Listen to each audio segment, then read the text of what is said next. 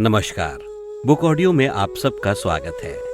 Book audio में इस वक्त आप सुन रहे हैं प्रशांत कुमार मिश्रा द्वारा लिखित सृजन फिर से की अलग अलग कहानियां मेरे यानी आपके अपने अजय सिंघल के साथ। आइए अब सुनते हैं हमारी अगली कहानी, भाई का अभिमान, मेरे यानी आपके अपने अजय सिंघल के साथ, सिर्फ और सिर्फ बुक ऑडियो पर।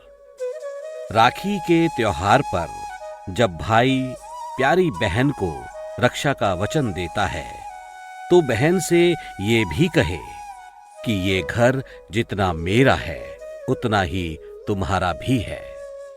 तुम इस घर की हो और हमेशा रहोगी। हमने ना ही तुम्हें कभी पराया समझा है और ना ही समझेंगे। भाई बहन जैसे खूबसूरत और अटूट रिश्ते के लिए भाई का दिया गया ये वचन उस बहन के लिए सबसे अनमोल और नायाब तोहफा होगा।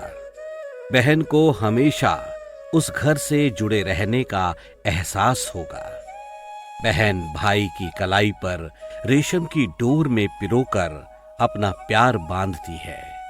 उस प्रेम को बांधकर अपने भाई के सुखद भविष्य की ईश्वर से कामना करती है। परंतु अफसोस, इसके बाद भी माता पिता अपनी इन संतानों के बीच भेदभाव करते हैं। परंपरा में बंधकर बहन दूसरे घर तो चली जाती है, लेकिन क्या उस घर में उसकी कोई भागीदारी नहीं है जहां उसका बचपन बीता है? या फिर माता पिता की गोद ही नहीं बल्कि घर का वो हर एक कोना जहां पर वो खिलखिलाई है, जहां पर उसने अपने गुड्डे गुड़ियों का विवाह रचाया है, भाई से झगड़ी है, ये सब उसका अपना है। तो फिर हम उन बेटियों को पराया धन कहकर उनसे उनके इस हक को हम कैसे खत्म कर सकते हैं? बड़ी बेटी माता पिता की वो संतान होती है जो अपने माता पिता की हर एक बात मानती है। भाई की वो खुद से ज्यादा देखभाल करती है। फिर इसके लिए वो चाहे कितनी भी तकलीफ में रहे, जब वो विवाह करके ससुराल जाती है तो वो अधिक संवेदनशील होती है। ऐसे में उसे अपनापन देने की सबसे अधिक जरूरत होती है। बहन के मान सम्मान को संभालना भाइयों का कर्तव्य होता है। बहनों का मान भाई का अभिमान होता है और होना भी चाहिए। आज के परिवार में दो ही तो बच्चे होते हैं। अगर उनमें से वो भी लड़का लड़की में बांट दिए गए तो हमारे पास बचेगा ही क्या? हमारे रिश्तों में जटिलता नहीं होनी चाहिए। बहनों को भी मानना चाहिए कि दोनों ही घर उसके अपने हैं। बहन को अपने बराबर के अधिकार और उनके हक का एहसास दिलाने के लिए मन की जरूरत है, धन की नहीं। भाइयों को चाहिए कि वो बहन का ये एहसास जीवन भर बरकरार रखे, लेकिन बेटी का मान सम्मान कभी कम ना हो, उसे कभी भी ठेस ना पहुंचे। ये तभी संभव है जब पूरा परिवार बेटा और बेटी के प्रति समान भाव रखे। ये बात घर के प्रत्येक सदस्य, छोटों से लेकर बुजुर्गों तक पहुंचनी चाहिए। तभी भेदभाव समाप्त हो जाएगा।